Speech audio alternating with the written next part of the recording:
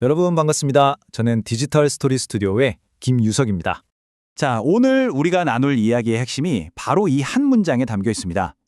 디지털 시대, 그러니까 누구나 스마트폰만 켜면 정보를 얻을 수 있는 이 시대에 해설사의 역할은 더 이상 정보 전달에만 머물러선 안 된다는 거죠. 이제는 의미 창조로 나아가야 합니다.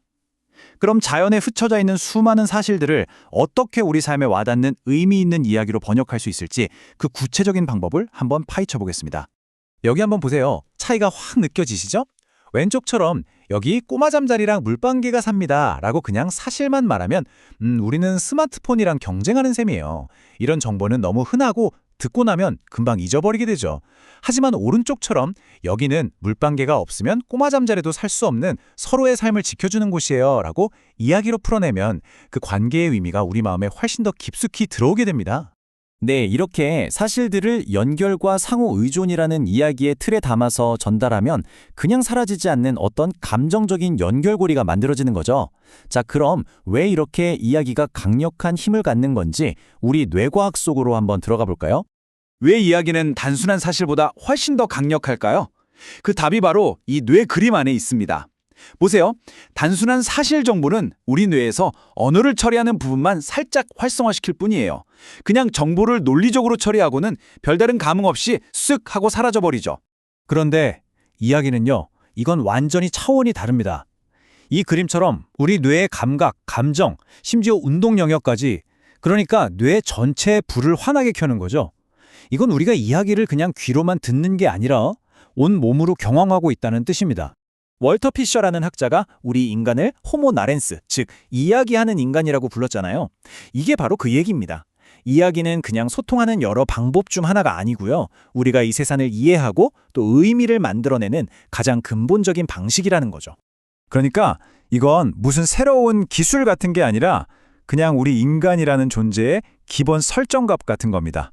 우리는 이야기를 중심으로 생각하도록 설계된 거죠. 자, 그럼 지금부터 자연을 의미 있는 이야기로 번역하는 해설사의 진짜 도구 상자를 한번 열어보겠습니다. 첫 번째 도구는 바로 관찰 기반 스토리텔링입니다. 핵심은 청중을 그냥 듣기만 하는 수동적인 존재에서 스스로 무언가를 발견해내는 능동적인 탐험가로 만드는 거예요. 정답을 바로 알려주는 대신 저기 뭐가 보이나요? 하면서 함께 관찰하고 어떤 규칙이 있는 것 같지 않으세요? 하면서 패턴을 찾게 하고 그걸 더 큰 의미로 연결하도록 자연스럽게 이끌어주는 거죠.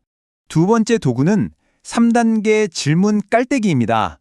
맞아요. 좋은 질문이 진짜 좋은 이야기의 시작이거든요.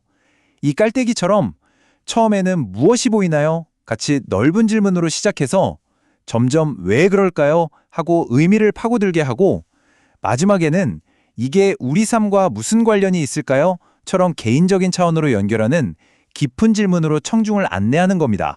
세 번째 기법은 비유와 지규입니다. 이건 자연의 복잡한 언어를 우리가 쓰는 사람의 언어로 번역하는 가장 강력한 방법 중 하나예요. 예를 들어서 갯벌의 오염정화 기능이라는 어려운 과학적 사실을 갯벌은 바다의 콩팥이에요 라는 비유 한마디로 설명하면 듣는 순간 바로 이해가 되잖아요. 이게 바로 비유가 가진 마법이죠. 자, 네 번째는 즉흥 스토리텔링입니다. 현장에서 벌어지는 예상치 못한 변수들을 마법 같은 순간으로 바꾸는 기술이죠. 해설하는데 갑자기 새가 날아오거나 비가 쏟아진다?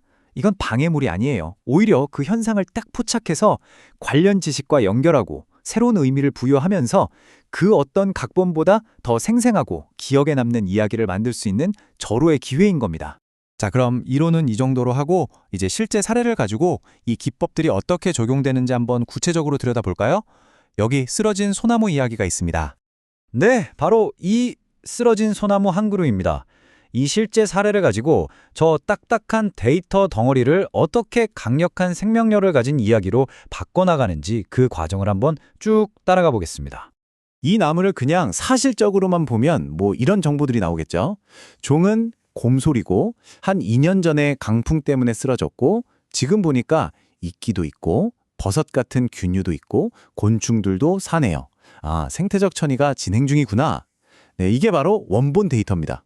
근데 이런 사실만 나열해서는 아무런 감동도 영감도 없잖아요. 바로 이 6단계 변환 과정을 통해서 이 데이터에 생명을 불어넣을 수 있습니다. 사실을 확인하고 그 안에서 관계를 찾고, 예를 들어 바람 때문에 쓰러졌더니 새로운 생명이 시작됐다는 관계를 찾는 거죠. 그리고 거기서 쓰러짐은 새로운 시작이다 같은 핵심 메시지를 뽑아내서 하나의 이야기로 멋지게 재구성하는 겁니다. 이 과정을 거치고 나면 바로 이런 통찰을 얻게 되는 거예요. 겉으로 보기엔 쓰러져서 죽은 나무 같지만 사실 지금 이 순간 이 숲에서 가장 많은 생명을 품고 있는 새로운 공간이 되었다는 것. 죽음이라는 사실에서 새로운 삶의 시작이라는 의미로 관점이 완전히 바뀌는 순간이죠. 그러니까 이 이야기의 핵심은 단순히 죽은 나무에 대한 이야기가 아니라는 겁니다. 단 한 그루 나무의 쓰러짐이 어떻게 숲 전체의 생명 공동체에게 새로운 시작을 선물하는지에 대한 이야기인 거죠. 숲에서는 어떤 죽음도 헛되지 않다. 바로 이 메시지가 남는 겁니다. 바로 이겁니다. 이렇게 흩어져 있는 정보들 속에서 오래도록 기억에 남는 의미와 메시지를 찾아내는 것. 이게 바로 우리가 하려는 일의 전부입니다. 자, 그렇다면 이제 마지막 질문을 여러분께 던져봐야겠죠? 당신의 이야기는 무엇인가요? 결국 이건 우리 모두가 가진 힘이에요.